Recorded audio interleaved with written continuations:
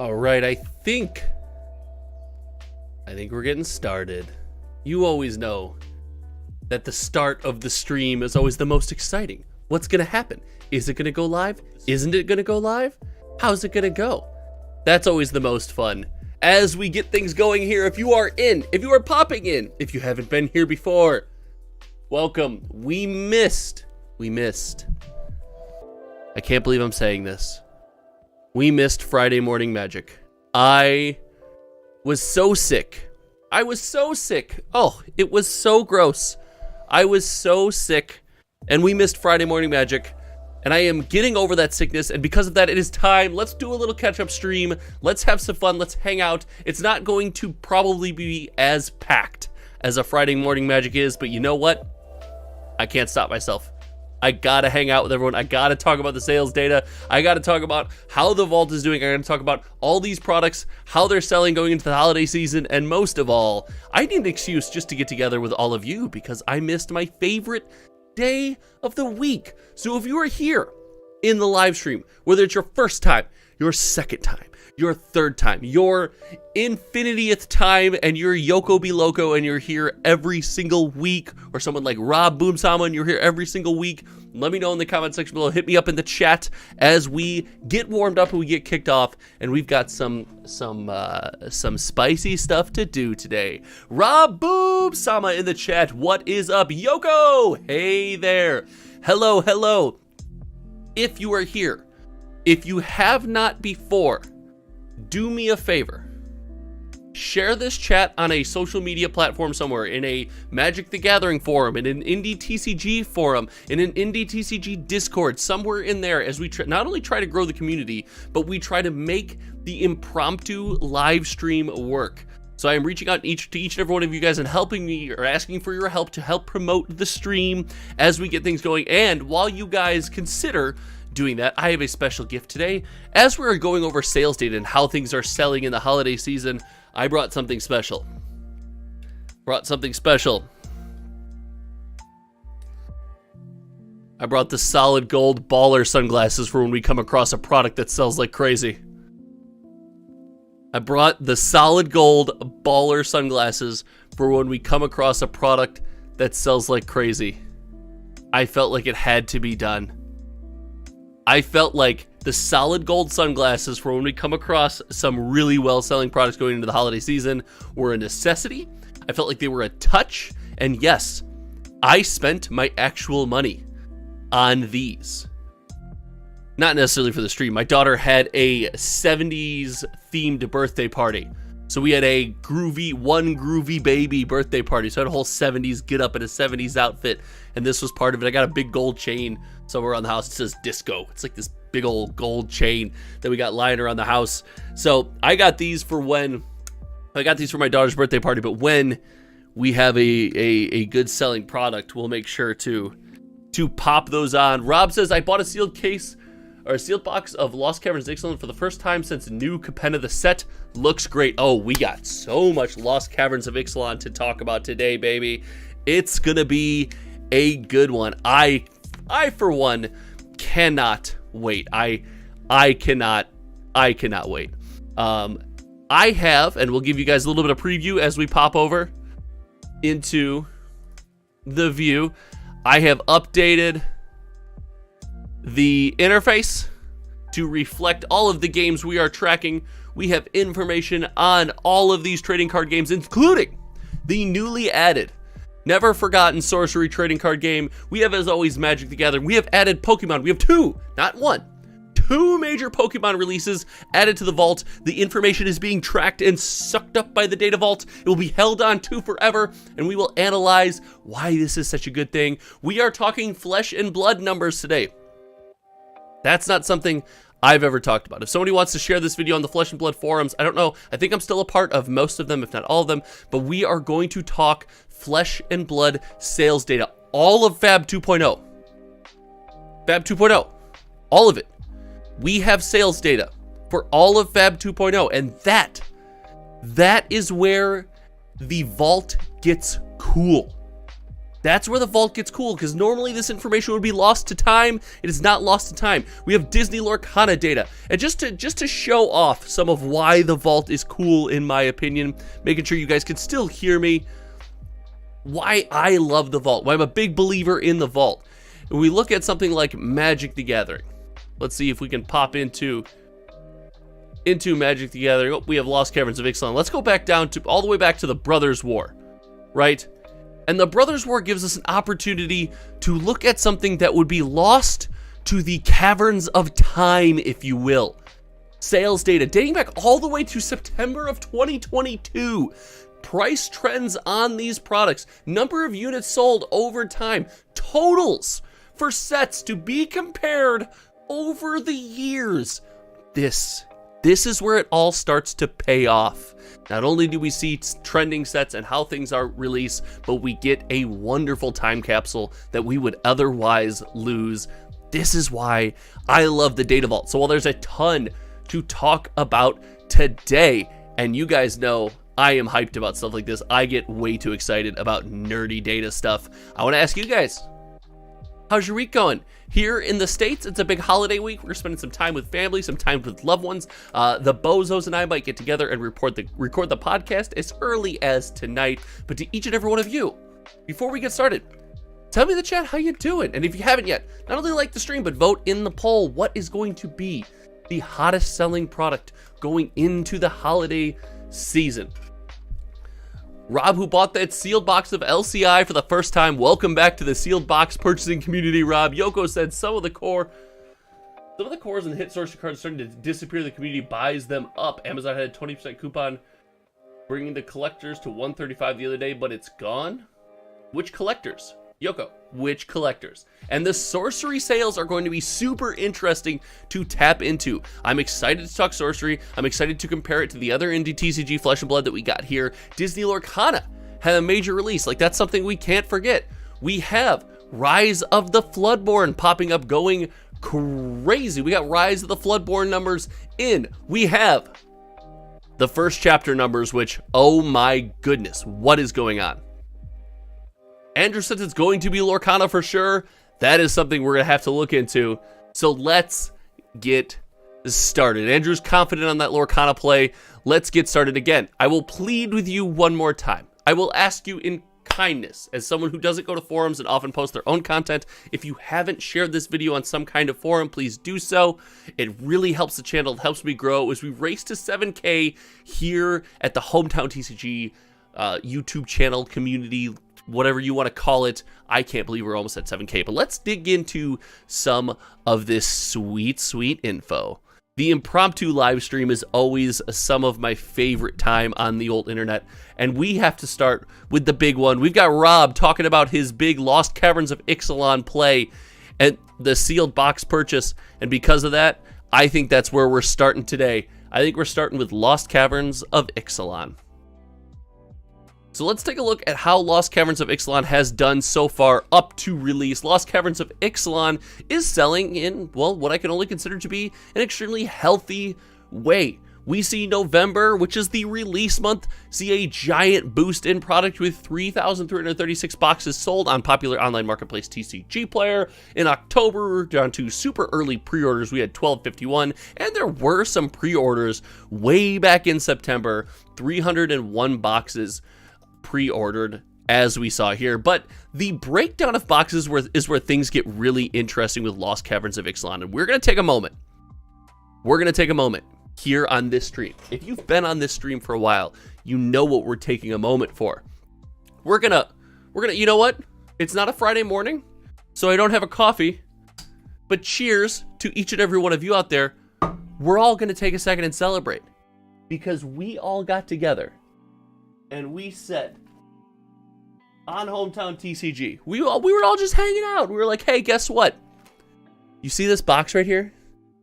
You see this Lost Caverns of Ixalan set booster box? This is a kick-ass product. People love this. It's an affordable product. Game stores still have a bit of margin left on the box. You can get almost everything you get out of a collector box in the set box, save for the Jurassic Park emblem foils, which are nutty, by the way, and we're going to get into that when we talk about the collector box. But the set booster box is a champion, and it has been this way not only for Lost Caverns of Ixalan, but it was this way for Wilds of Eldraine too.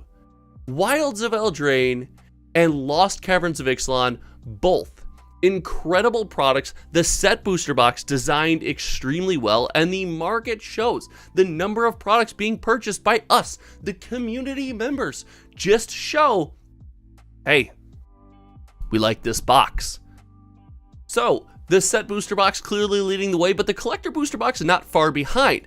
And remember, the collector booster box did see a bit of drama in the early stages. The collector booster box found itself delayed, as well as the commander decks, but the collector booster box found itself delayed, and people didn't necessarily feel like ordering right away, at least that's my opinion, because we saw a lot of stores saying, hey, we don't really know when we're going to get these. Some people are saying by release week, some people are saying a couple days later. People didn't really feel like shelling out their money to not know when they were going to get the product. But lo and behold, the collector booster box sales have picked up since the announcement of the release of the product and since game stores have had it in hand, and it's doing extremely well. Now we see just like, hey, the reason why Wizards of the Coast doesn't shape the new play booster, and there's a play booster announcement coming in this stream that I'm really excited for. I bought a playmat for it. I should have brought the playmat over here. I didn't, but I will when we go to talk about it. But you see why Wizards of the Coast didn't shape the play booster more like the draft booster than the set booster, because the draft booster box, man, oh man, it's just not a ton of sales online. And we've said it before, like online on TCG Player, maybe not the best place to purchase a draft booster box, right? Normally you need to have it draft with your friends, things like that. It's probably not the best venue for something like a draft booster box to be sold, but even more so than usual, this draft booster box, while you can get a lot of the stuff in it, it's not a hit with the community. We are all about the set box, but oh, we backed out here just a little bit early. But let's take a look at that set booster box and why it is so successful and why this is just such a healthy place for Magic the Gathering product. We see the average price of the set booster box up over $120. Look me in the eye. Look me in the eye, chat. Everyone, Andrew, Rob, Yoko, I see you out there. Savannah Lion, if you're still here, look me in the eye and tell me when the last time we saw this consistently happening was. And by the way, if you enter Wilds of Eldraine, it's because that also is a set booster box where you can get almost everything. It fits all the mold. It just flows perfectly. It's a popular set. This is so healthy and great to see for Magic. It's something we haven't seen in some time. So the set booster box holding steady at 122 is a great sign. Do I expect it to stay there? Like, listen, it's a really good product, but to say Magic booster boxes don't dip in price feels like the riskiest take of all time, and I'm not willing to make that take right now. I assume that there has been a lot of these printed, and Wizards of the Coast, yep, to their credit, have been reining in the print runs. Think it could probably, the belt could be tightened a little bit if we want to get specific, but I really think that the set booster box here is a winner of our product. Yoko says, my collector boxes have been terrible. The set boxes have had more value. These boxes are cheaper, 100%. And listen, the balance of the product in the boxes has been clutch for this set and the last set. But we don't have to just speak in hyperbole. We don't have to just sit here and pretend. Da, da, da, da. We have the vault. We have the information. And while Wilds of Eldraine release was a while ago at this point, and will continue to be going farther back into the past, Wilds of Eldraine, the product, listen, it's a winner. We see here, look at that, the set booster box still championing, still in the lead of the products sold, almost by the same ratio, because the set booster box is so strong. I love the fact that we can make takes on the set booster box. We can all come together as a community, kind of talk about what we think about these products, and have something to back it up, some substance there. It just feels like such a win. And we see here, the set booster box still holding an average price of every single sale on TCG Player. All of them. Every single sale Average price still up around $120 for a Magic product that is not the current release. Like, guys, this is just a win. This just feels just so much healthier.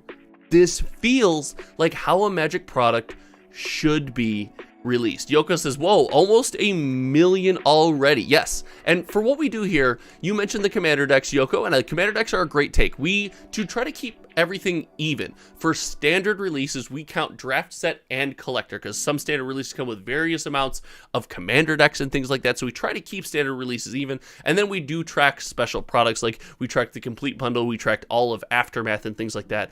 But like this product, just a win. These last two sets have just got it right. They are feeling good as far as the set booster box is considered. And comparing that, again, this is, cheers to all of you. Hold on. This is why this is fun. So cheers to all of you, because we get to go back in time. We get to hop in the time machine a little bit here. You love it. You love to see it. We're going to hop back in our time machine here a bit and take a look at the Brothers War. So we have the Brothers War pulled up here, and the Brothers War, incredible set. Like, listen, it has been on Amazon. It's been on Amazon for around $167, $170, something like that. And that was a collector box. But the Brothers War, we saw the set booster box, yes, the most popular product, but not by much. The affordability is the only factor here that is driving the set booster box being in the lead when it comes to Brothers War. We do not see that any longer, because it's no longer about just like, oh, get the collector. I can only get cool stuff in the collector. The set is useless. The two products have come so much closer together that we as a community get a great experience when it comes to how we choose to spend our money on a dollar by dollar basis. Like, this is where things get neat. So the set booster box here, as you can see, sitting at the top sale, but that's not where it's really fun. Where it's really fun is we look at a set booster box that doesn't necessarily have that same balance that we've seen with Lost Caverns of Ixalan and Wilds of Eldraine. That same balance we were just discussing. The set booster box, because of that, doesn't hold nearly as steady of a price and actually goes through quite a bit of a price fluctuation here. As we see in September of 2023, August of 2023, the set booster was selling on average for under $100, and in September back to $100. So we've seen this product come down in price a lot. And while we've had a lot more time for that to happen, we see, even early on, 117, 113, 113, 108, we saw this product moving on a downward trajectory based on just the cards you could get in it and people not wanting to revisit the product. So this is where having the vault is cool. Magic the Gathering as a whole, just such a popular product. Yoko says it was Brothers War Collector, just a 20% discount on Amazon. I grabbed 2 at $135 each. That is a very serious deal.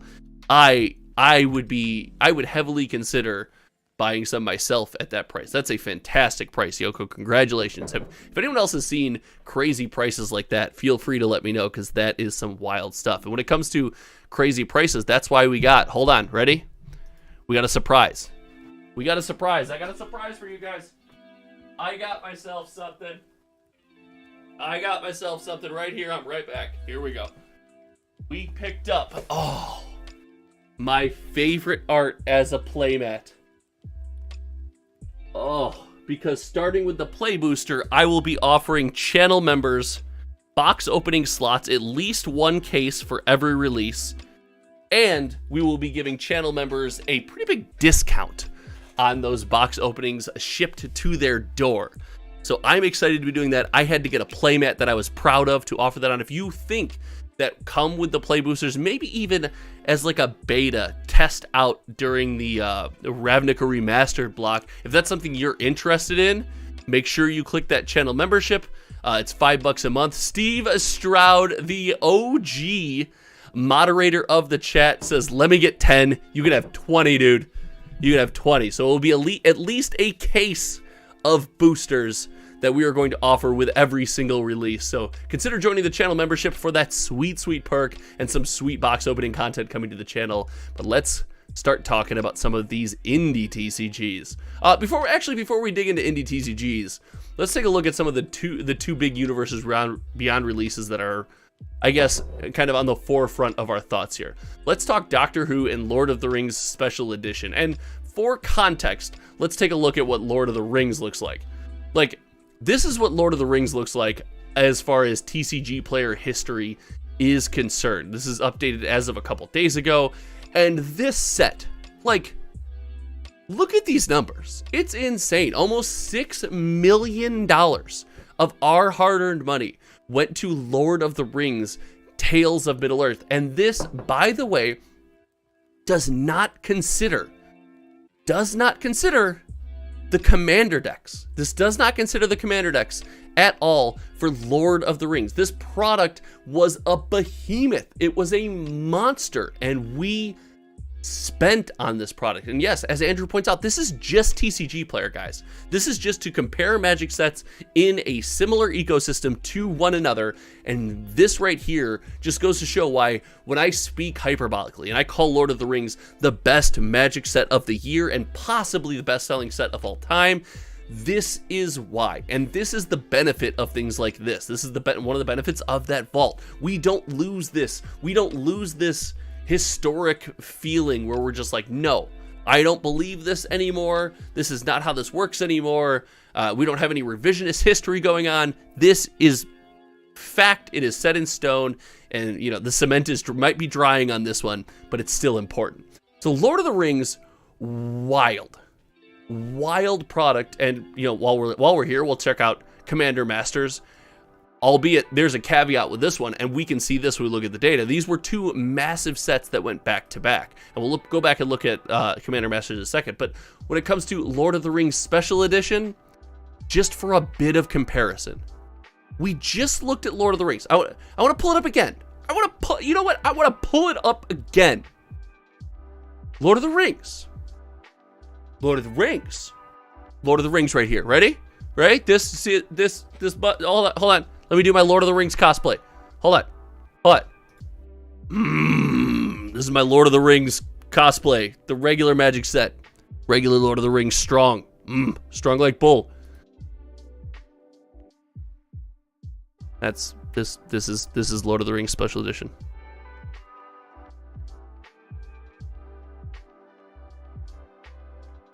This is Lord of the Rings Special Edition. This is insane. Steve saying, oof, a big oof. Those two comments might be the best way to put that comparison. That's the most elegant way that you can describe the difference between Lord of the Rings and Lord of the Rings Special Edition. Rob says, hard to say MTG is dead with those behemoth numbers. Rob, I don't know who's saying MTG is dead. I think that's a bad take. That's not to say MTG is perfect. Listen, Wizards doesn't do everything perfect. Nothing is perfect, but we're far from dead. Yoko says, dude, Dominaria Remastered Seal is getting so cheap. The EV is tempting. If I had more time, I'd look for a deal and single it all out again. I have not moved the Dominaria Remastered numbers over yet, so stay tuned for that one. It's probably my favorite set of the year, and Dominaria Remastered has this cool little caveat that I think we're going to see with a lot of Universes Beyond sets going forward in 2024. It's really freaking fun to play. Like, Dominaria Remastered is so fun to play. Andrew said, yeah, nobody cared about the re-release, and it goes to show. We don't have to just, like, speculate on that. It's very clear. People did not like the re-release. And when you think of the two IPs, when you think Lord of the Rings and Doctor Who, Lord of the Rings, Doctor Who, Lord of the Rings, Doctor Who. Well, Doctor Who clearly kicked its ass. Like, let's just call it what it is. Doctor Who kicked the crap out of the Lord of the Rings re-release, and it wasn't even close. Like, we as Magic fans not only love Commander and love sets that we can, like, make that connection with, but we like playing Magic. And I've got a big theory on the Lord of the Rings re-release and some other products as to why they don't do well. It's because, listen, you can't play Magic with them. And at the end of the day, we want to play Magic as a community. That is something we want to do. We want to play Magic, and when you can't, when a set comes out and you can't go to your store, get together with your friends, and play with those cards without having all of the extras on top of it, I don't really think that it creates a winning environment for the release of a set. So Yoko says, if you round down 300k and round up to 6 million, Lord of the Rings OG made 20x with Lord of the Rings Special made. Yeah, easily. And that's just on TCG Player. Rob says, there are definitely some MTG haters saying it's dead and dying, but I'm not one of them. I still enjoy the game a lot regardless of the flaws. Yes, and I think that's a wonderful spot to be in. Oh, hold on, we missed it. Hold on. I can't believe I missed it. I was so distracted talking to you guys about fun stuff. Oh yeah. Original Lord of the Rings gets a baller gold rimmed glasses. I didn't bother to take the other glasses off, so this is very awkward. But if there is a set that we say its name and it deserves the baller gold rimmed glasses, it's a set that brought in almost $6 million on TCG Player. Now, think about that for a second. TCG Player cleaned house on fees. TCG Player just cleaned a house on fees. What, 8%? Like, and they didn't do anything. They provided a platform that people sold this stuff on. It's crazy. Okay, so those are some of the Magic stories. Before we jump off the Magic train, I'm gonna again share the video because we're gonna talk indie TCGs, and I would love to have other people from the indie TCG world to be in the comment section to kind of give us some insight as to how they're feeling about this game, how they're feeling about their favorite game, whatever might have you. In fact, while we're live, I'm going to do this while we're live. I'm doing it while we're live. I'm going to share the stream into a Sorcery Discord where I know that I like to hang out and have a lot of fun. I will share with some friends in there. You guys should do the same. I'm just saying, if you're in a Flesh and Blood chat, whatever it might be, you know, man, it could do the conversation some good here. Let's pop this over here. Where are you? We're gonna talk sorcery right now.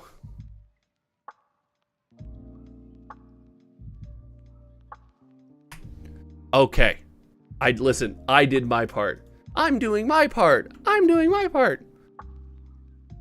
Let's move on to the Lorcana indie TCG. Is Lorcana, that's a wonderful conversation. I want to start with Sorcery. I'm going to double back to Lorcana because Lorcana is a really interesting use case.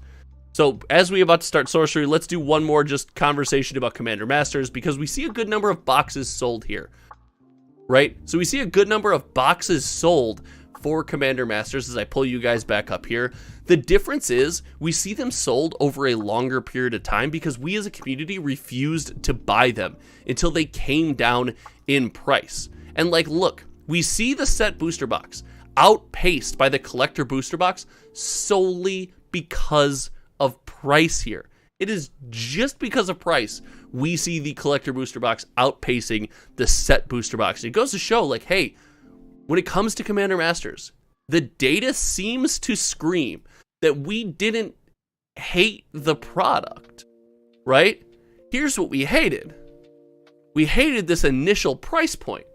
We hated the box being, $290 when the box came down $176, $161, $165. These were prices we were more than willing to pay, right? We were more than willing to pay these prices, and it just goes to show it's all about price when it comes to some of these things. We need to feel like we're getting at least somewhat of a deal on our end. So Commander Masters will always be one of the most interesting pieces of data. Like, this is, so here it says cheapest sale on 9/13. This was probably a sham or someone with a picture that says selling 10 booster packs only or something like that. But we see, look at the average price per month of the set booster box, and wow, if this isn't a crash, I don't know what a crash is.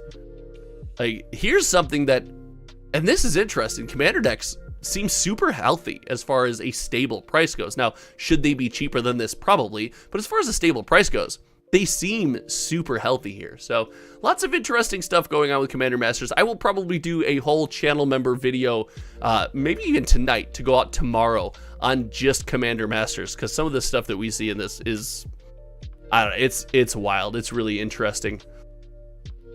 For actually all will be one, we see a buffed sales number here, because look at this breakdown. We have just the complete bundle just bringing in a massive number of sales here. So we see the complete bundle doing some boost here. So that's why we see kind of a buff with Phyrexia All Will Be One. But I digress. Let's take a break. We're moving on to Sorcery. We're going to talk the Sorcery trading card game, all of the sales on TCG Player. That's going to be a fun discussion. If you haven't yet considered joining the channel membership, it's $5. You're going to have access to the box openings, both Magic the Gathering and the Sorcery box openings. If you can see these, we are opening 2 cases of Sorcery for the community on this channel. They will be available to channel members at a discount of whatever market price is, because, like, listen, I already don't make any money. There's no reason to try to make any more money. This is not a hobby where I'm going to make any money. Let's just face facts. Let's see what you guys are saying in chat, because this has been a wild one. What a sweet, what a sweet day we're doing. So Steve and Yoko got his box of second chapter Lorcana. Should have it tomorrow. Let's go, Yoko. Steve said, I'm looking at these. It just seems like a good investment from a business standpoint. I need to make my own TCG. Oh, Steve, buddy, we're about to talk about the people who are living that dream. We are getting into the information about people who have just made their own TCG, and that's going to be a lot of fun. Andrew says, grats, Yoko, what's up? People be overlooking DMR. I agree. No, if you don't have good market impact on these small TCGs, immediately fail. Maybe. So let's talk the Sorcery trading card game. Let's switch the scene. Let's go back over here and let's get into Sorcery. Look, I added this little banner so when it does go live. Look at that little free ad. Oh, look at that. Look at that. It's your boy. That's your boy and his face. It takes us to the two YouTube channels. Oh, look at your boy. It's your boy and his face. Oh, look, it's where you are right now. I don't know. I'm sorry. I'm in a really goofy mood. I missed this last week. I missed this while we were sick. So Sorcery the Contested Realm is the newest indie trading card game to hit the scene, and what we're doing here is we are tracking every single sold listing of sealed product on popular online marketplace TCG Player, and we are only going to focus on beta. And I want to make sure this is clear. We're not ignoring alpha because we don't believe in alpha. I think alpha's amazing. I want to track the public release that's available to each and every person, and I want to track it from its release point, right? So alpha would have come out when it got onto TCG Player. It was already extremely expensive in price. It's not something that we're working with a fresh set of data, and we can't go back and recreate all those Sorcery sales that happen inside groups to try to rebuild some kind of fake model. And we can't do all that, right? But beta is kind of a clean slate, and the beta secondary market will be represented here when it comes to what we look at. So when we break down the products, we have the booster box case, the booster box, and the pre-constructed deck. And I don't normally track things like pre-constructed decks, but when it came to a game like Sorcery, I thought it was important. Any indie TCG, you're going to see a lot of people wanting to get into the community, wanting to learn to play the game and get on the ride, so to speak, and kind of get involved. And to do that, the easiest way is the pre-constructed deck. And I actually believe, and I believe this as someone who, I have said this out loud, I don't plan on being a Sorcery player. I am going to try to approach Sorcery from a direction that I've never done before with a TCG. I'm going to be a collector. I have played every trading card game that I have ever talked about. I'm going to take Sorcery from a pure collector standpoint and see how I feel about Sorcery. That being said, the pre-constructed deck I think is an extremely important product, and at its price point, the average price of $50 with the cheapest one being $32.99, and we don't have much here because we only have 1 month of sales to kind of talk about, but this product is so important for that community to be able to be like, hey, me and my buddies are going to spend $10 each, we're going to get some games, and we're going to jam some Sorcery. Rob says, your baby sharks are proof of your love for alpha Sorcery. For those who don't know, This is the Shark Tank. And if you've never seen a sorcery trading card game this is a wonderful opportunity to show off the card that I am most excited about. The Giant Shark. This card collection came about. I own, let's just call it, we're going to call it more than double digits. We're going to hide the actual number of foil alpha giant sharks because this was something my little girl would sing the baby shark song all the time. I saw the homie Louie over at Kitchen Table TCG open a giant shark. I said, oh my goodness, that's beautiful. I love the blues. I love that card. I want it. And a collection was born, so I started collecting baby sharks. Yoko, you are trying to get me to discuss my entire quartering of the shark market into a microphone, and that is not going to happen. Everybody keeps trying to back me to corner. How much are you paying for sharks? If you want to slide into my DMs, send me pictures and what you want for your shark. I will discuss what I'm currently paying for every shark that I buy, and we can have that discussion. I will not do it on the microphone. No. I'm not going to negotiate against myself. What is this? What is this shenanigans? Baby shark all grown up. That's right, Rob. But so this is something I am excited to track, and this is the booster box. The Sorcery TCG booster box is a product I'm excited to follow the lifespan of. And the Sorcery TCG booster box is something that's going to benefit from the Data Vault project, as not only are prices on most indie TCGs going to fluctuate wildly, but this is a product that Sorcery themselves have stated they want to last a year, if not the better part of a year. And with TCG Player having sales fall off after 90 days, that's not information we would be able to keep if we dropped this information and just kind of went to TCG Player and found it. The Sorcery Booster Box is something that's going to benefit greatly, and as we see, 530 sales, $76,000 in total community spend already spent on the booster box. I think it's safe to say Beta's in a really healthy spot. I don't think there's anything wrong with Beta. Beta's approaching 1,000 boxes sold since its availability on TCG Player, and we see, just like we talked about, if we can see kind of in these smaller letters, but the booster box is leading the way. The booster box with 530 units sold is probably the best and easiest way to jump into the Shark Tank. See what I did there? And just get involved with sorcery. So I think this is extremely healthy. And when we consider the times that we're in and we compare this to other indie TCGs, I think we're going to see like, hey, sorcery coming out at a really healthy rate, just kind of chugging right along. And for a game that has to last over a year, this is exactly what we need to see. So when we pop on over to TCG Player, and I'll do that right now, just so we have that information. Andrew says, oof, dad joke counter, please. Like, listen. Okay, Andrew, you're going to make me go full screen again. If you don't like dad jokes, you shouldn't have come to the YouTube channel of a dad. Like, I'm sorry. They cannot be stopped. They are built up within me, and they will escape, and it will happen as soon as the mic goes hot. I cannot stop myself. So we'll go to beta for Sorcery Contested Realm, and we will see not only when we look at beta, the set, and let's go price high to low, are the booster boxes selling well, but there's some very serious value in these products. Now, I say that with a massive caveat. Right? Sorcery is a massive set. It's meant to be hard to collect all of. It's meant to be something that goes super wide.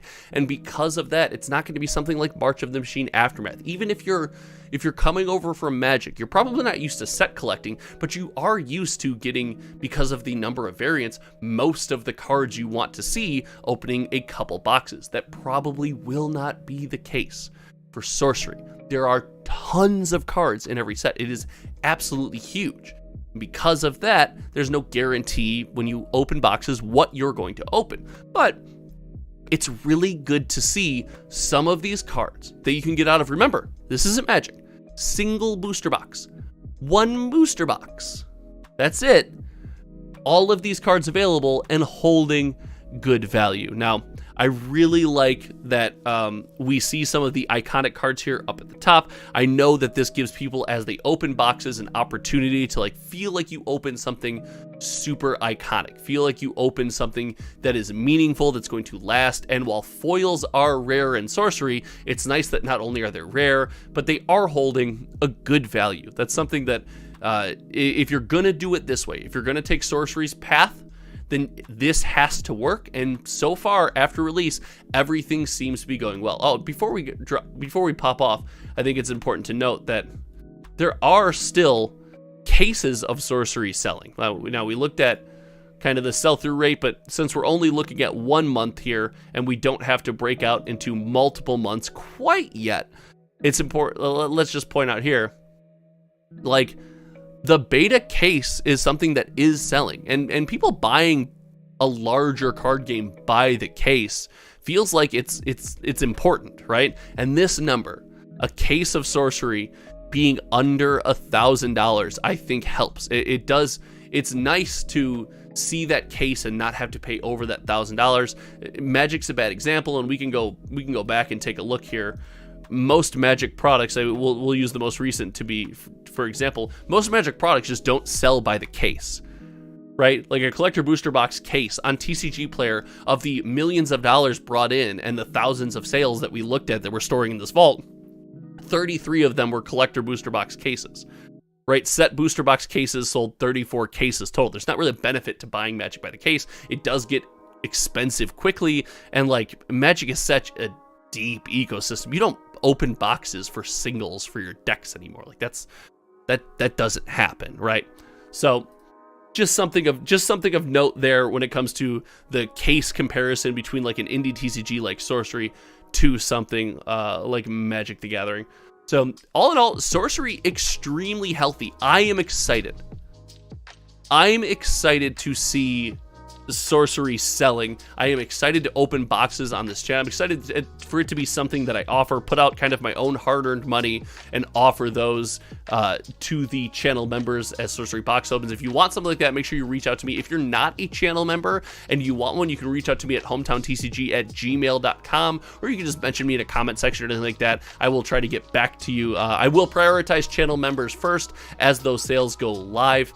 I think the channel member price right now is $130. So if you're a channel member, it's $130 for a box opening, shipped to your door as long as you're in the continental United States. If you're outside of that, make sure we have a conversation about shipping and things like that before we lock in any prices or anything like that. So let's talk Lorcana, because we see Pat the Pauper in the chat says, I think we'd see more Lorcana case sales. They're actually available at a fair price. They've really whiffed the first set. I hope Rise of the Floodborn does well. First of all, Pat, welcome to the channel. OG friend of the channel, OG friend of myself, someone I get the chance to talk to every now and again, and I love when Pat comes in and shares their thoughts. So Pat, cheers to you. Thank you for hanging out on this American holiday week. For those who are in the States, happy holidays. For those who are not, happy holidays anyway, because Thanksgiving is a time of thanks and giving, and I am giving thanks for you being in this chat right now. That was, you know what? Hold on, you see this? Pat myself in the back. It took a while, but we got there. It took a while, but we got there. Pat says, because always got something for us. Listen, if I could stop talking, this YouTube channel would probably be much more tolerable, wouldn't it? Let's get into some Lorcana conversations. This is a place that I am excited to be. So we have 2 Lorcana releases. Let's go! Whoa! Pat, you're interrupting the conversation about the game you wanted to talk about to join the channel membership. What is up, Pat? Welcome to the channel membership at the regular enthusiast level. I hope you enjoy all the perks, extra content, and the opportunity to get in on some of these box openings. Thank you, Pat. Cheers. Everyone in the chat, big cheers to Pat. All right. You know what? You guys know how to just throw me off my game. I get on a roll. You know how to throw me off my game. Shout out to you, Pat. So the first chapter is where I want to start. And I want to start with some of these first chapter numbers. Let's paint the picture about Lorcana's first chapter. Lorcana was the game made by a company that doesn't make games and can't possibly make games. It's just another Disney game. It's just a flash in the pan. The only people buying it are scammers, investors, money bros. Nobody's buying Lorcana. I gotta tell y'all, I really think you're wrong. I gotta tell y'all, I really think you're wrong. The first chapter on the secondary market has brought in almost $2 million in community money, sold almost 10,000 boxes on TCG Player, and we are not tracking starter product. This is the draft booster box case, the draft booster box, the Illumineer's Trove, and the gift set. And it is driven by none other than the draft booster box. That bar graph looks much better than all the other boxes that have most of the sales on release. Gosh, Yoko, you've been around here for a while. We're getting like this. You just get me. The exact conversation here is Lorcana came out and Ravensburger. This is where I need a Steam Deck to hit the buttons. We've talked about this. I think I'm just gonna buy one. I think tonight. I need a button to be like womp womp womp.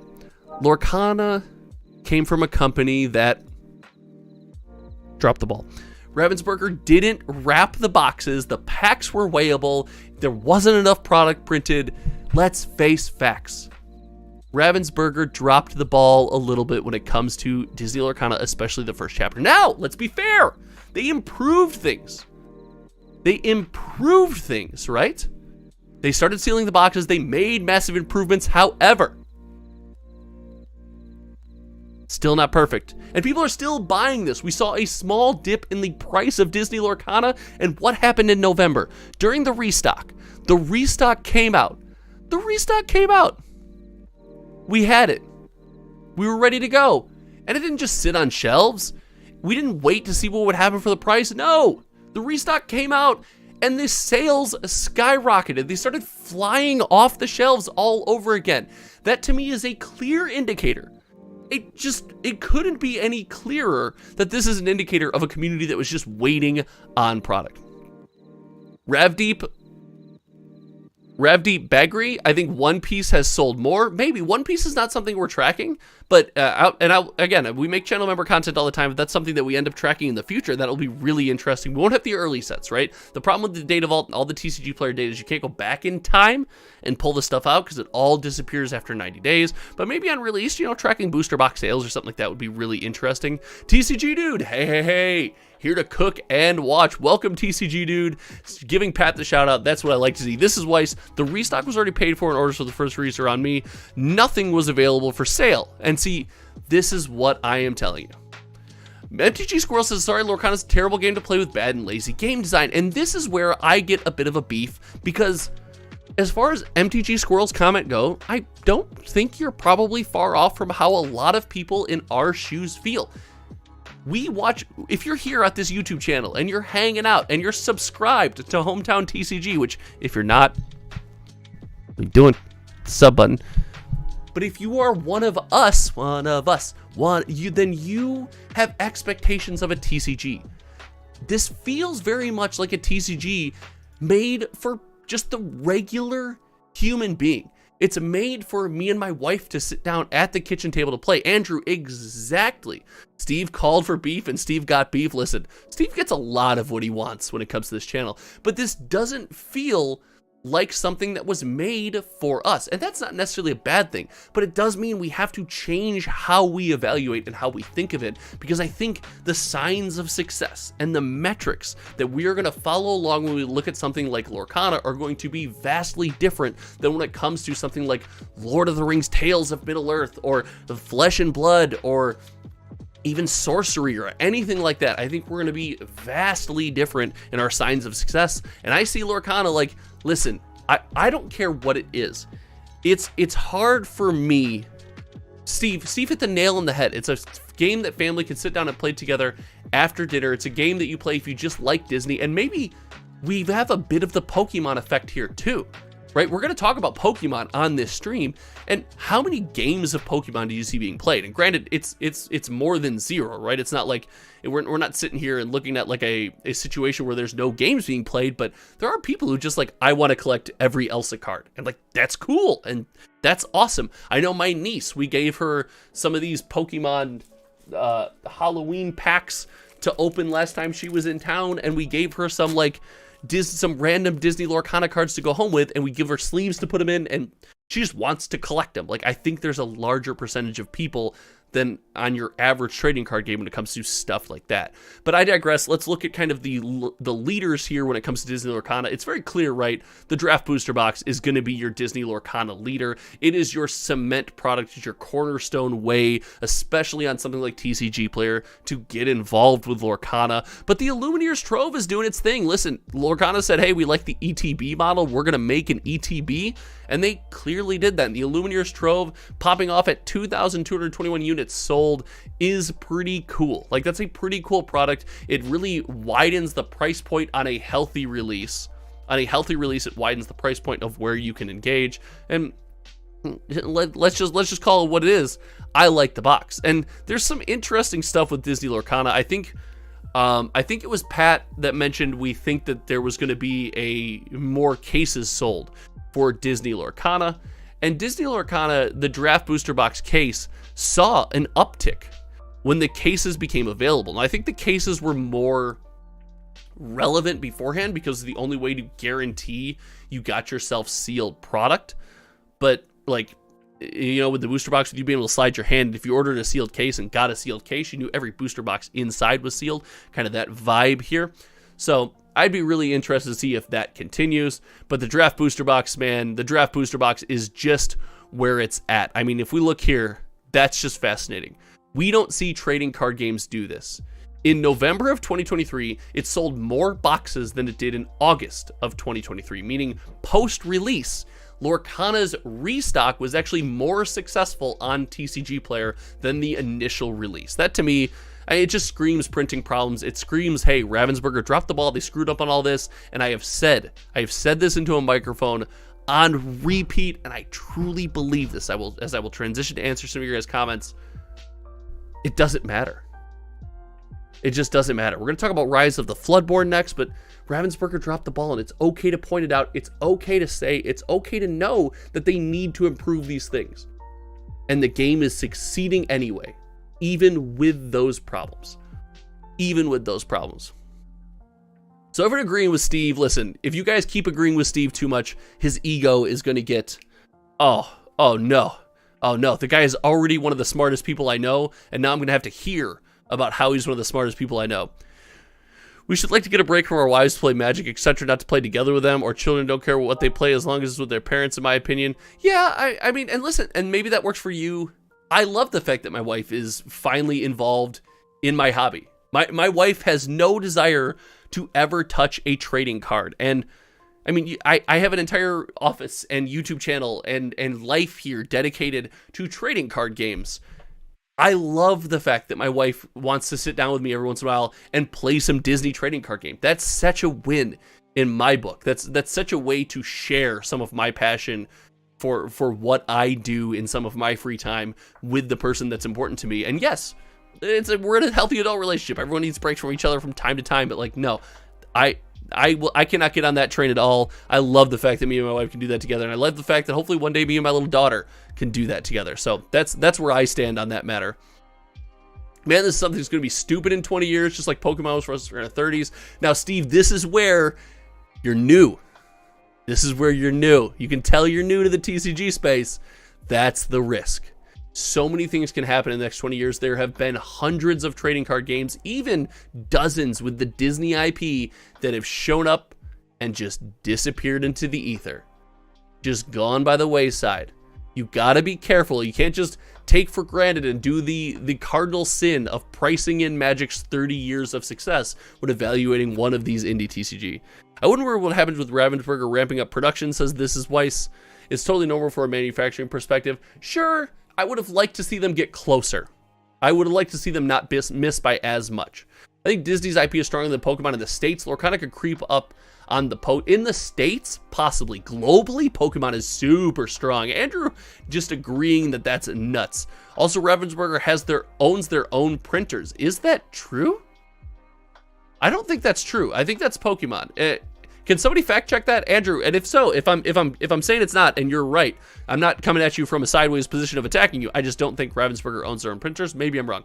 Pat says, I agree with you, Hometown TCG. I think that more people would rather get a single pack of MTG or a single pack of Lorcana, but with so few cards in players, we might need to get more cards. I think that people would rather get a single pack of Lorcana because you're not only worried about the value, but you're like excited just to see your favorite Disney character. So I actually think, unless I read that wrong, I think people want the single pack of Lorcana more than they want the single pack of Magic. I think Magic probably sells better by the box. I mean, obviously, like, listen, we're not comparing the two. Magic's bigger than Lorcana. Like, come on, we're not.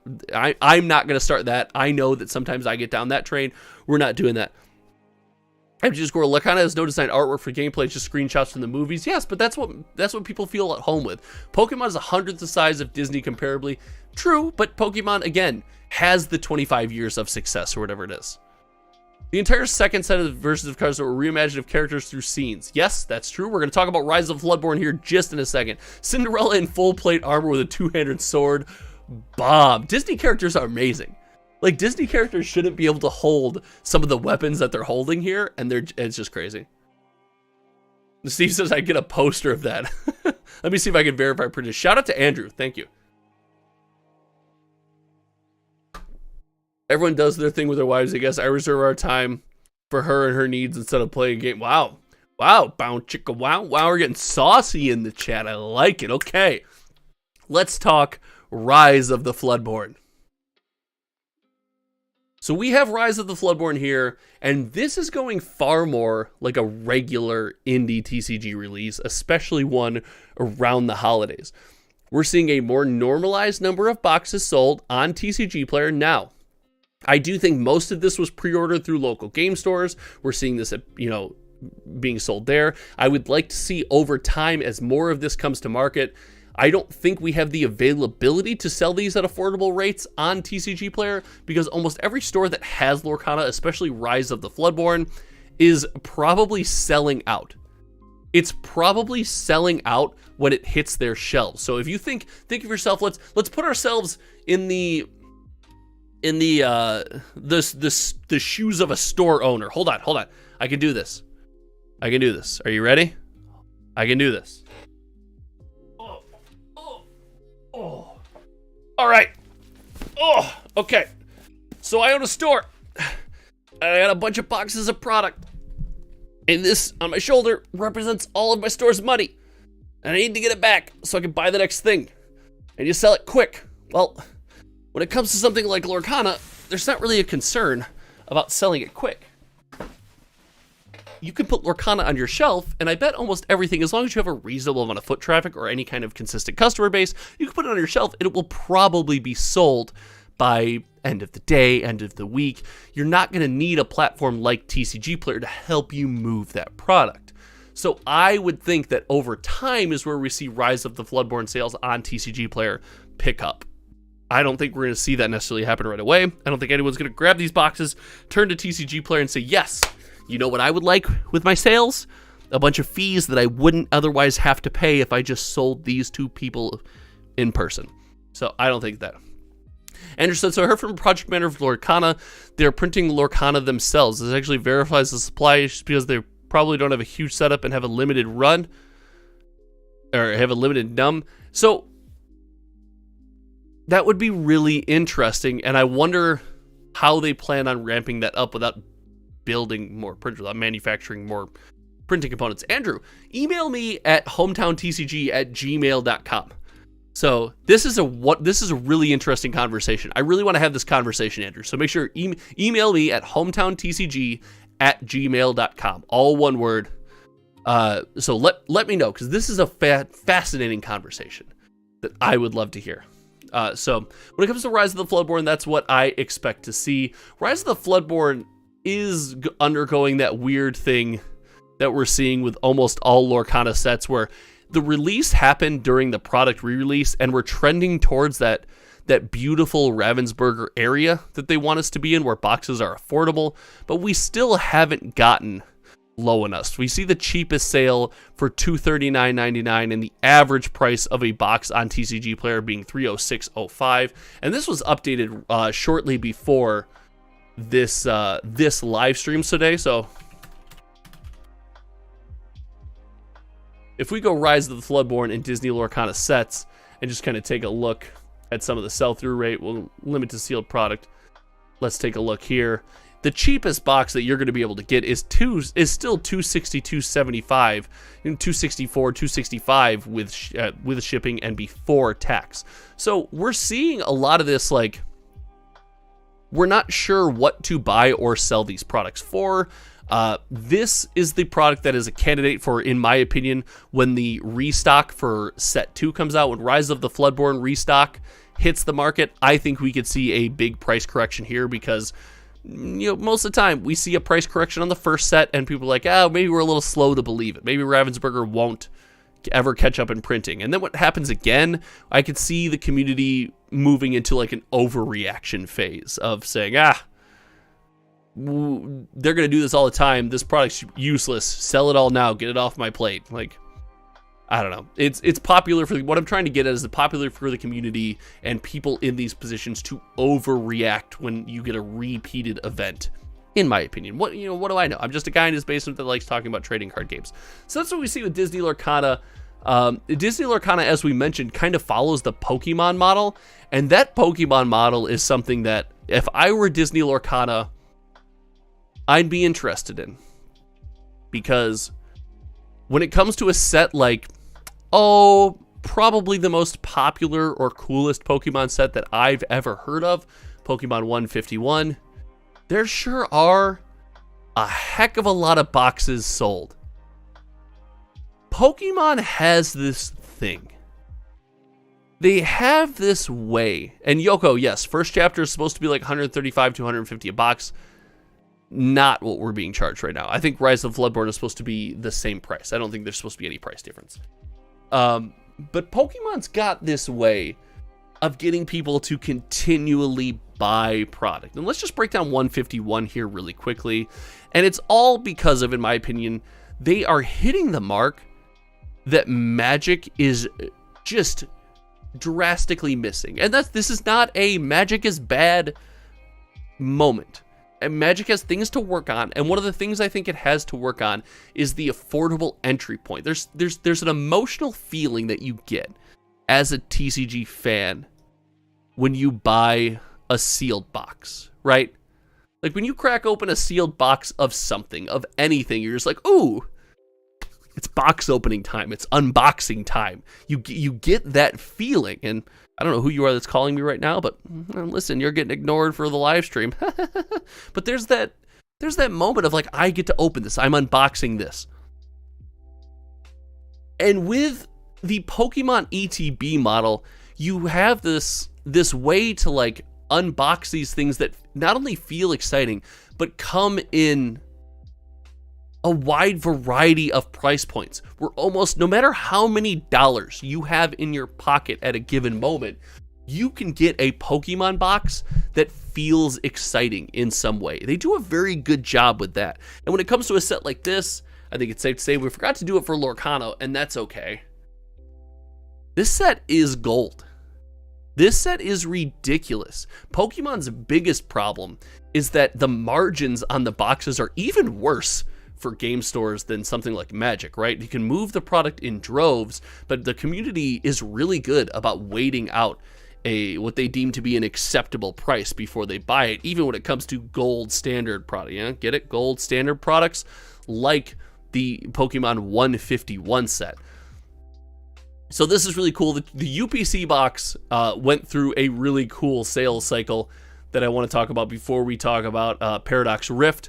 The UPC sales cycle, I still have this called, the subtext for this is ETB, that's got to change. The UPC went through this amazing sales cycle where we were coming off the back of the Charizard UPC, and for those who don't remember, the Charizard UPC was this like, everyone's so excited about it, it's the best product ever, and then it actually hit the shelves, and it was like good, but way overprinted, and it went down in value so fast. And people were like, oh my God, what did I just spend all my hard-earned money on? And there was so many, it kept coming to market and kept coming to market, and it was on every store shelf and big box, it was all over the place, and the price of that thing just tanked. And coming off the back of that, moving into the Pokemon 151 UPC, I think there was probably a lot of community memory when it comes to things like how the last UPC went.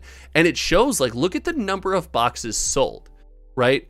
People weren't necessarily comfortable buying the UPC right away, especially because in that same time frame, we saw a price dip, but nothing drastic. 116 to 113, $3 per unit is nothing crazy, nothing to warrant everyone being like, oh my God, let's all get involved now, right? We saw that bit of a price dip, but it just doesn't jump off the page as anything other than we wanted to feel safe in buying this product. We didn't want to open ourselves up for that happening again, and we're going to protect ourselves as a community, as a consumer, against that happening again. And I think this is one of the coolest Pokemon products that we've had the ability to track in a while. And oh, it's awesome. My wife is on her way home. But Pokemon really shines in the ETB model. Sorry, I had to take the text. It's from the boss. MTG Squirrel catches my drift. They understand what's going on. The ETB model is where you see, I think, massive success for Pokemon. Pokemon is like, hey, it's much easier for a kid to convince their parents to give them, $40, $50 than it is $140 for a booster box. You've got something for everybody. The ETBs come with cool things inside, and there are packs to crack open, and that's just massively successful here. And Pat, I think, is pointing out 151 is a cool idea in my mid-20s, so those original Pokemon hit hard. Oh, mid-30s, right? And I said this too. 151 is the first Pokemon set where I had the idea, or I had the thought of, like, I want to get back involved. And Pat, what I mean when I say the ETB model is the idea that all TCGs have your booster box, right? You have your booster box, you can get your booster box case, but you see this with Lorcana, you see this with Pokemon, you've got that product that sits around that $40 and $50 price point. And Magic the Gathering actually did it, and Magic did what might be the best example of it of all time when they released the complete bundle from Phyrexia All Will Be One. Right, the idea that at a different price point, you can get a unique product that ties back into the main product. You get booster packs or whatever the main thing is out of that set, but you also get unique things, and it comes at a price point where, hey, I don't have enough money in my pocket to get a booster box, but I still want to feel like I'm getting that box opening experience. I get something like an ETB. Now, it's dangerous because we see that Magic try it a lot with regular bundles, right? And those just are big misses. You're not getting a good value for the packs. The Pokemon ETB model gives you a good value on a per pack basis, and with Pokemon making you connect with your Pikachu, making you connect with your favorite Pokemon, often you just open the product just to feel the connection to the promo card. If it's got a promo Snorlax in the ETB and you like Snorlax, well, you're more apt to be like, yeah, I get a couple packs that's pretty close to the price per pack anyway, and I get the Pokemon I like. Boom, I'm in. Pat, we joke. I like the meme. I see what you're doing. I don't want to tarnish the man's reputation, because we got people in here that might not know the meme, and they might not know the meme, and I want to lead in Pat so hard because it's so much fun to do. It's so much fun to do. So, and I thought maybe this was just 151. Pat made a great point in the stream, like, hey, 151 kind of pulls us back in, those who might have been out of Pokemon for a while.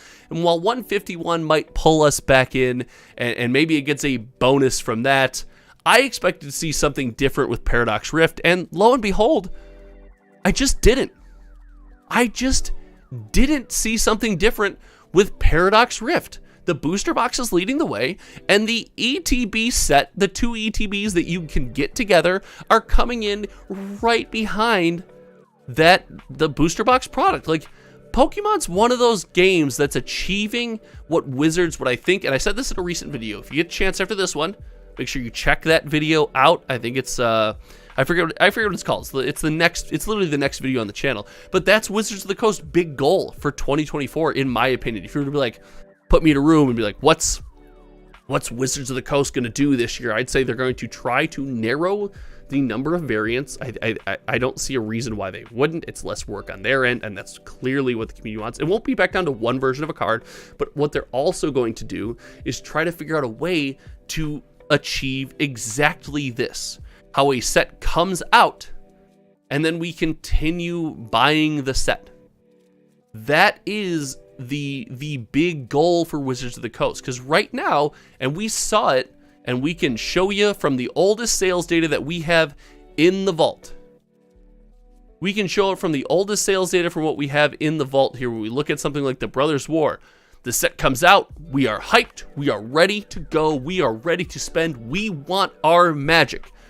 And then next month we're like, well, we're about to get something else. We're about to get something else. We don't want this Magic anymore. We do the, and that was what I said in the video. We do the Andy's Woody toy meme where we pick it up. We're like, I'm done with this, and we make a snotty teenage noise and we drop it in the garbage can. Like, we go that hard when it comes to moving on from Magic product. And to Pokemon's credit, that's exactly what they're doing with not only 151, but Paradox Rift, which by all intents and purposes, not a successful set. Not a successful set. Not doing great. 3 ETBs or 1 play booster of MTG Vampires. Poll? Listen. I think I know the result. I'm in. Let's start this poll. Let's talk about the results of the last poll. Would you buy 3 ETBs or 1 play booster box?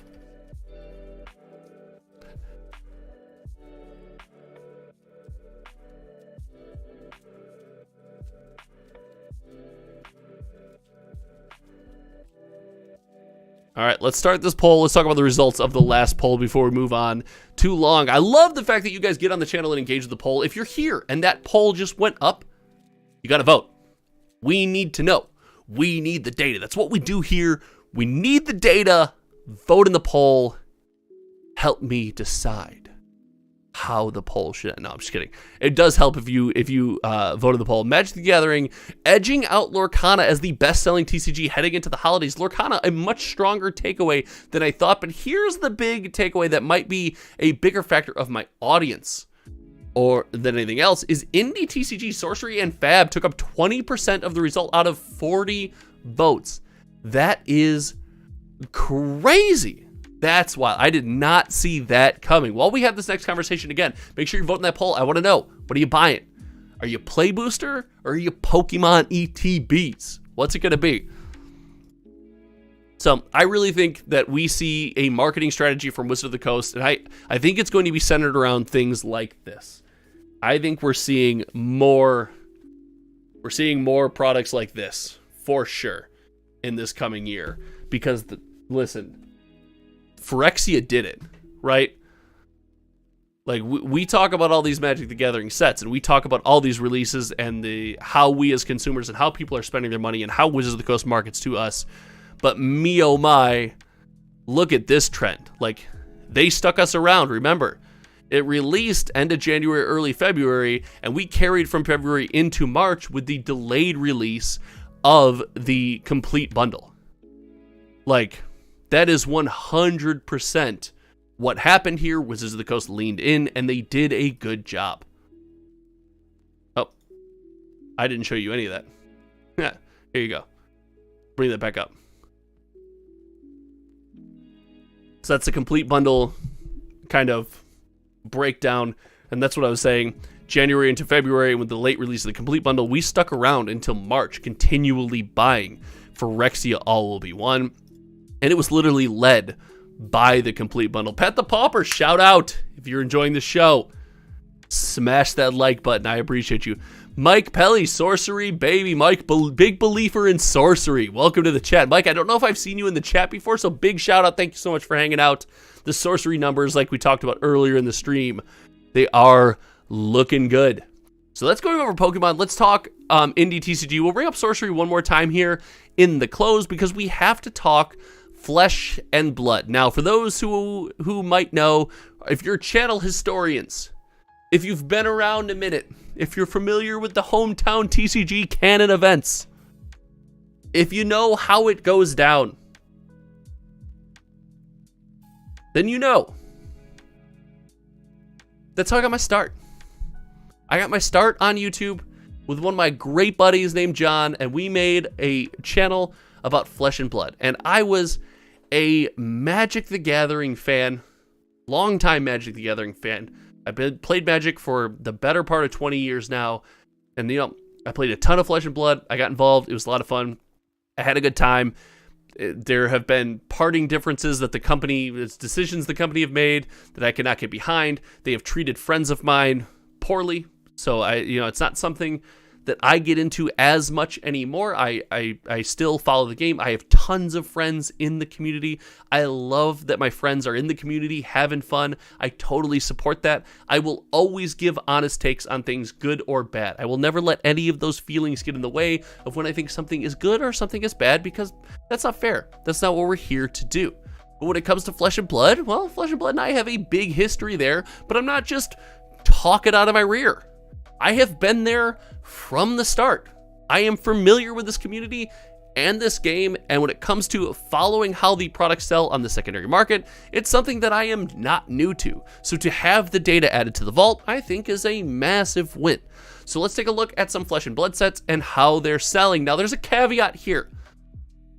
I started this project back around the exact time of Fab 2.0, and I was tracking sold lists, and I was actually doing a project online where I was predicting Flesh and Blood print numbers based on how many boxes major retailers were selling, calculating and taking into effect TCG Player, Star City Games, Rudy, MinMax Games, and then also going as far as to break down different scenes, the Texas scene, the Colorado scene, how the overseas scene, which was done based on a mathematical factor on how many boxes LSS said they printed and shipped to each region in their own print run number breakdown.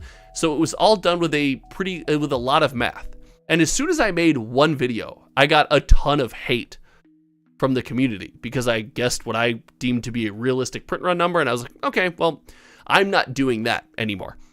But in that window, I then used that data, especially from a set like Dynasty, to, let's call it, be the beta test for the Data Vault project and give me some live data to test with. And because of that, we see when we look at Dynasty, we see that all of the data won't be up to date. We will see that there is a gap in January, from January to July.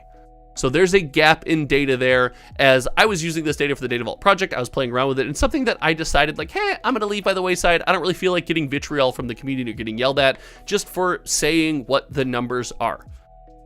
It's not really something I'm interested in, but I'm back, baby. As the Data Vault has gotten more secure and more streamlined, there is no reason for the few people who are still around not to give them some fun information to play around with. So let's talk about these sets. And when it comes to something like Dynasty, there's a lot we can glean from this information, even with the missing chunk of data. What we can glean here is, let's look at the release of Dynasty. 948 boxes. Tons of products sold. Things were going swimmingly on the release of that product. Moving into something like Outsiders, we see a good number of boxes sold. We see a lot of boxes purchased on the secondary market. We see products that have gone up and come down in price, and they're selling seemingly fairly well.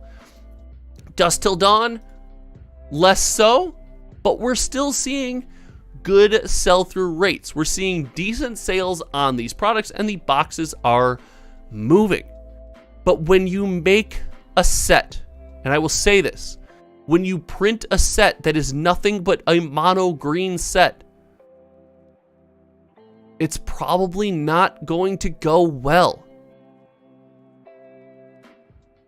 And we are seeing that with Bright Lights. Now, Dusk Till Dawn, mind you, not the greatest set in the known universe, right?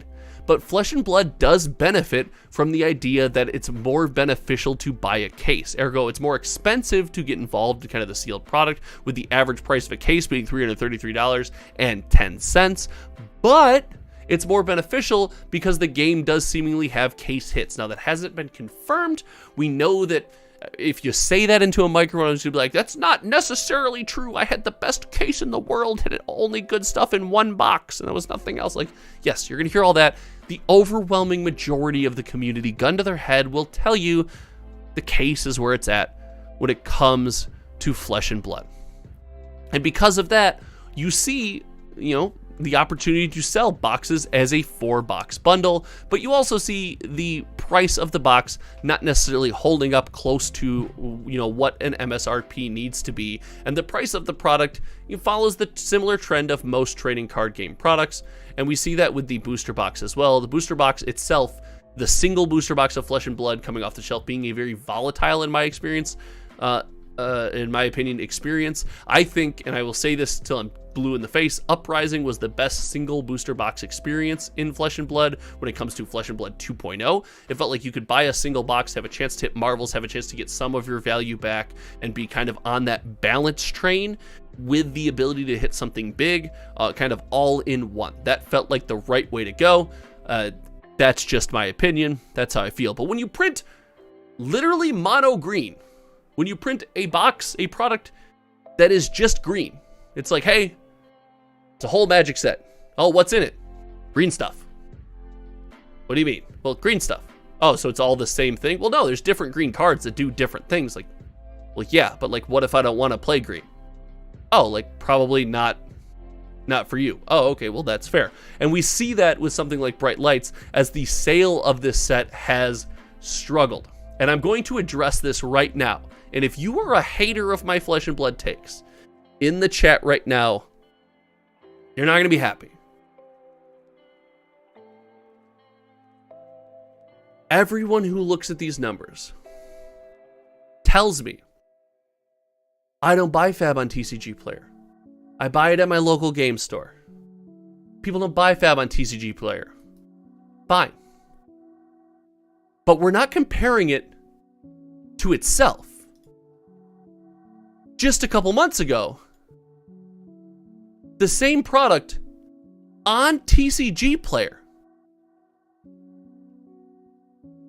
the same product, the same game, sold better on TCG Player than that release. The same game on TCG Player, a release that was not heralded as popular, sold better than that release. We are comparing the game to itself in the same environment, selling to the same crowd. And this is where I get irked when it comes to things like this. I'm not comparing Bright Lights to the Ether. I'm not comparing Bright Lights to Magic. I wouldn't do that. That's not fair. It can't be Magic. I don't expect it to be. But when compared to other sets, the set right before it, the set right before that, and historic data from the set right before that, this is the worst set to be released in the data vault. And frankly, it's not close. Up to pre-release, this product sold 251 boxes. There were 251 boxes of Bright Lights sold through TCG Player up until pre-release. Now, since then, we have seen an increase in number of boxes sold, and that's a good thing.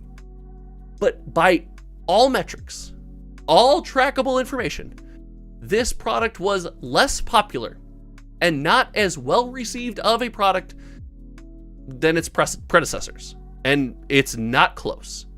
It's not close. Do I think that's an indictment on Flesh and Blood, the game? No. I think it's okay to not have a great product. And I think that's what we're seeing here. But again, it feels disingenuous to look at something like this, Outsiders, which had controversy up the wazoo with packed boxes, and be like, oh, well, now, after a release with 3,000 boxes sold, now nobody buys it on TCG Player because it doesn't fit my narrative. Like, no, we follow the information as it becomes available. And this is what I see going on. Now, again, that doesn't mean it can't come back. So that doesn't mean the next set's not going to be great. That doesn't mean that the game is in trouble. I'm not sitting here saying an indie TCG game is dead. It's got a strong community. It is what it is. It is the size that it is, and it is going to continue going strong. And that is, frankly, a great thing. We talked to Steve at the start of this video. He said, I want to start my own trading card game. We're like, Steve, you don't have what it takes, buddy. Love you. Love you to death. You can't do it. So that's the information of Flesh and Blood, and listen, it's in a unique spot. The Bright Lights is clearly not doing well. I'm excited to see what Heavy Hitters does. If you're excited to see what Heavy Hitter does, make sure you're subscribed to the channel.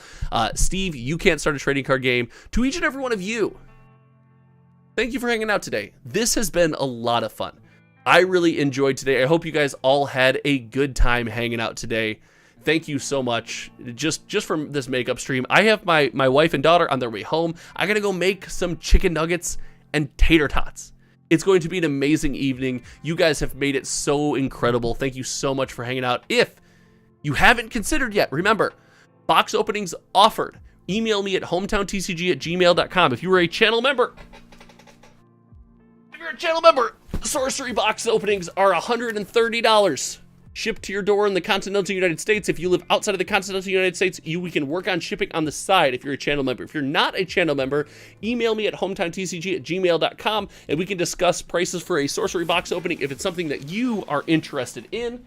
If you are interested in the first play booster to ever be released, we will be opening at least one case of play boosters for people who want box openings on the channel. Come to the release of play boosters and stay tuned because we just might offer it for something like Ravnica Remastered early. One more time, consider the channel membership. It's $5. The link is at the top of your chat. I want to close this poll because it looks like people are all about the play booster, baby.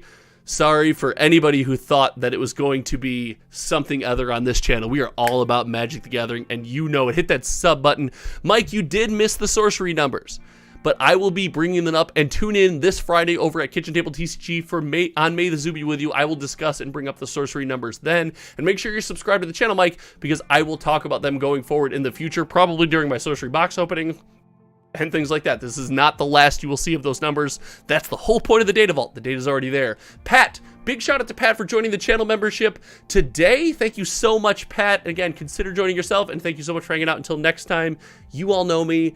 My name is Josh, and, well, we will see you around. All right. Goodbye.